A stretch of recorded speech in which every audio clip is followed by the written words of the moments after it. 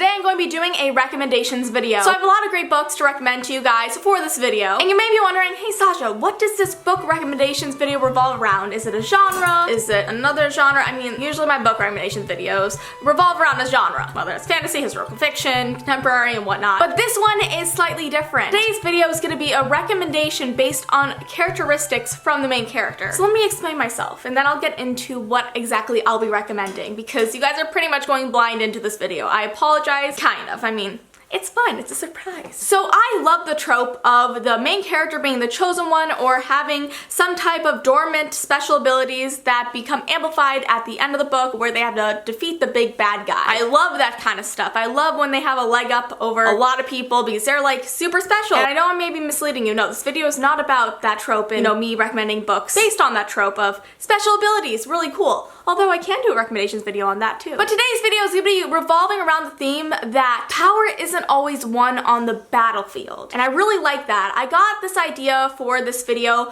because I'm partnering up with Underline to bring you guys this video because it's inspired by this amazing book called Ash Princess. And I'm going to be getting into more details about this book later, so let me explain really what I'm recommending to you guys. And I'm going to be giving you guys recommendations based off of books where the main character doesn't just use their magical ability, if they even have one. They also have to use their mind and their smarts and their wit and whatnot, and the other more like normal abilities that everybody has pretty much. And don't worry, this is not gonna be a boring video. I know that some of you are probably like, oh, Sasha, but like, powers are cool. And I agree with you. But I also have some really great books where they don't just use their superhuman strength and powers. They also are just smart and cool characters. Because it's kind of more relatable for me to be like, yeah, I could do that too. Well, it's not necessarily like, I can defeat a evil emperor or corrupt king or giant demon with my mind, because I don't think I could really do that. But it is a fun challenge to see characters who are not necessarily normal, because some of these characters also have like powers, but they also have side gifts that help them achieve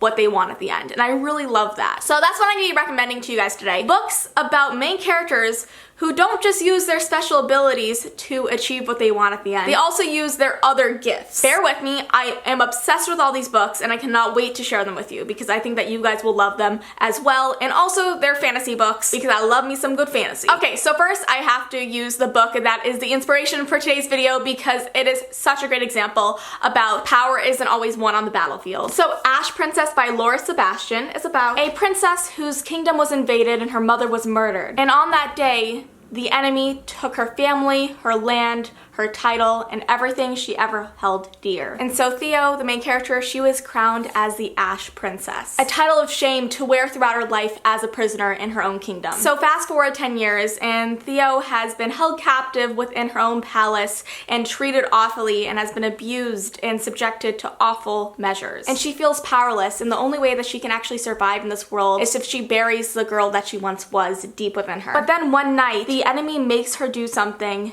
that is unforgivable. And now she has blood on her hands and the throne is further from her grasp than it ever was. But she also realizes that surviving is not enough. And up until now, she thought that she didn't have a weapon, but she actually does, and that weapon is her mind. And that is sharper than any sword. And so the 10 years of her being prisoner ends here, and it all starts with her digging deep, using her mind, and really believing in what she wants, and that is to reclaim her kingdom back from the enemy's clutches and save her people and herself. This book has a wonderful, beautifully crafted society and fantastical world around it. It's truly immersive, and the main character, Theo, she is such a strong character that I look up to because she doesn't have these superhuman abilities. Instead, she uses what has been given to her and what's been given to all of us, her mind. And she really digs on deep, and that's how she pulls through, and it's such a great story. I highly recommend it. So epic. Okay, the next book, I don't know where I put the first book in the series on my bookshelf since I recently color coordinated kind of my bookshelves, and I don't know where anything is now. Maybe it's a bad idea.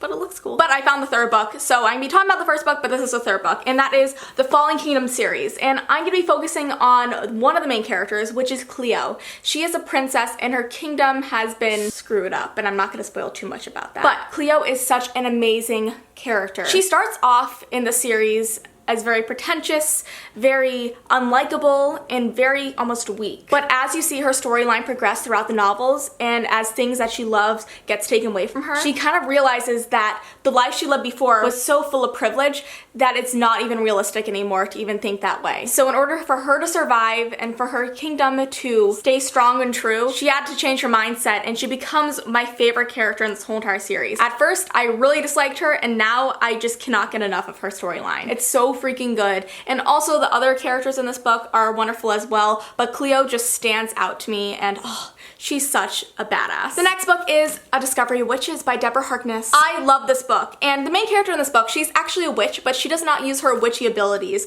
that much. She kind of buries them deep because she doesn't want to have to deal with that stuff, witchy woo-ness. And she is a professor, and she is a very smart professor. She works in the archives, she's writing a new book, and she is just one of the most intelligent book characters I've ever read about. And actually, this book is what made me want to go back to school for history, so I am so grateful and thankful for it every single day that I'm doing what I love and really going and achieving the goal that I've always wanted, which is getting my degree. But although this book is centered around a very paranormal world full of vampires, demons, witches, and all that crazy stuff, the main character, Diana, she uses more of her brain than any of her powers in this whole entire book. If she can get away with not using her powers, except for little things like, you know, drifting a glass of water to her or being in the bathroom, then she will, because she does not see it as a necessary thing in her life. She sees it more as like a type of thing, which is shocking, because if I was a witch, oh, I would be doing all that witchy awesomeness. Is teleportation a witchy ability? Because I would love that.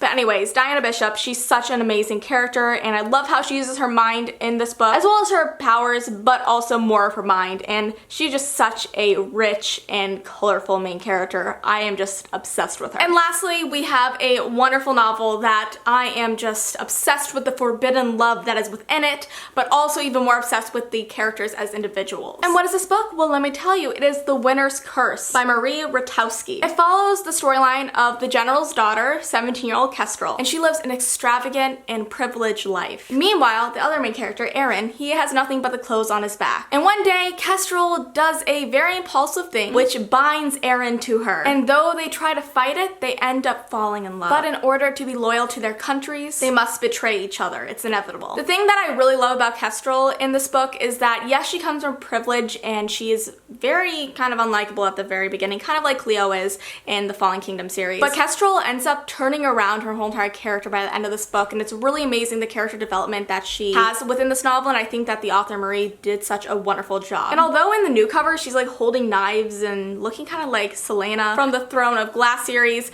she actually doesn't have knives. She's never even like used them, I don't think, in this book. Maybe like once, but I don't remember anything that's prominent. She doesn't fight. She uses her mind, and she's really good at strategy because she is the general's daughter. And so she's learned a lot of things from her father, and she gets to use it within this book to achieve what she wants, which is a life with Aaron, but also it kind of wars at what she's always raised to believe, which is her country comes first. This book is just such a phenomenal fantasy novel. I highly recommend it.